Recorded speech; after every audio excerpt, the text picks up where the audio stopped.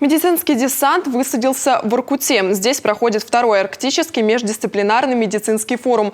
Главные врачи больниц Коми, профессора федеральных центров. Вместе они обсуждают вопросы борьбы с болезнями системы кровообращения.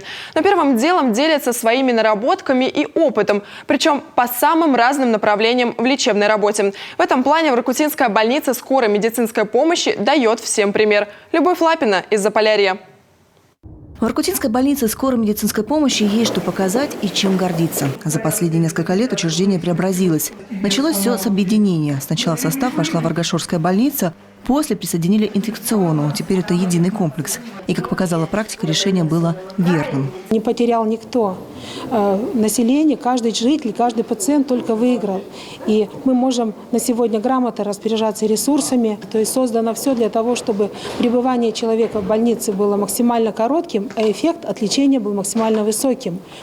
Здесь развивается прекрасно. Мы сегодня тоже посетили лабораторная служба, отделение функциональной диагностики. Изучить новые методы, показать свои наработки и узнать опыт других учреждений. Такую задачу перед собой ставили в Воркутинской больнице скорой медицинской помощи во время проведения Арктического медицинского форума. Очень большой раздел посвящен у нас медицинской реабилитации. За этот год много сделано нового, открыто новое отделение. Мы развили и второй этап медицинской реабилитации, третий этап.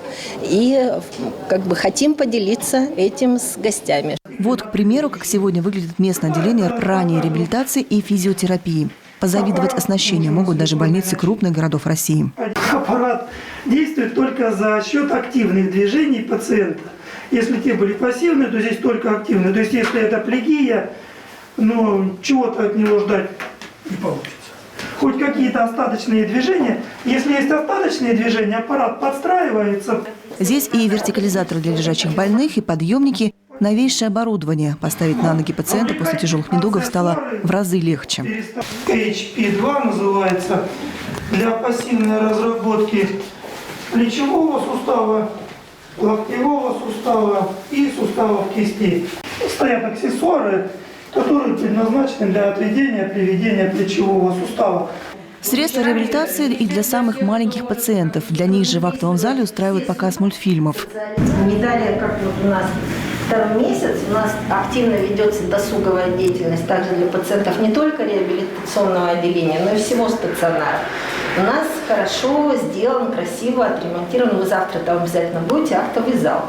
Все для того, чтобы пациенты не просто проходили здесь лечение, но и чувствовали себя максимально комфортно. Гости больницы особо отмечают клиентоориентирующие технологии. Единый дизайн, униформа – это то, что сегодня стоит взять на вооружение и другим учреждениям здравоохранения.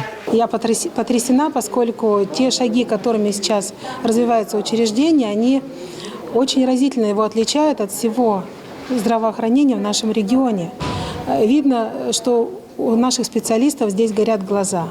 Видно, что весь персонал улыбается. Видно, что люди ходят не хмурые, погруженные в себя. Они вместе с врачом работают над своим здоровьем. Впечатляет и лабораторный центр. В Воркуте он единый на весь город. Создавали его на протяжении 4 лет. И теперь уверены, сделали все правильно. Но больше всего в Заполярном городе гордятся отделением рентгенохирургических методов диагностики и лечения. Там сегодня работают светила медицины. На самом деле направлений довольно-таки много. Как мы уже говорили, это лечение патологии бронхоцефальных сосудов, в частности стенозов сонных артерий, как первичная профилактика острого нарушения мозгового кровообращения. Это очень важно сейчас. Мы идем сейчас к тому, чтобы наладить рентгенохирургические процедуры при остром инсульте. Эта тема острая, актуальная, входит также в нашу программу по борьбе с сердечно-сосудистыми заболеваниями. И кроме того, это многопрофильная больница, поэтому, разумеется, мы должны помощь оказывать, и мы ее оказываем не только пациентам с сердечно-сосудистыми заболеваниями, но и с общехирургическими проблемами, и с гинекологическими проблемами тоже. А еще проводят мастер-классы, активно делятся опытом и наработками. Сегодня ясно, что условия оказания помощи для жителей Арктики в Воркуте равнозначны, а в каких-то моментах даже выигрышно отличаются от тех, которые на сегодня имеют жители крупных городов России. И это пример грамотно выстроенной работы. Любовь Лапина, Ирина Шумихина, Кирилл Нифонтов, телеканал Юрган, Воркута.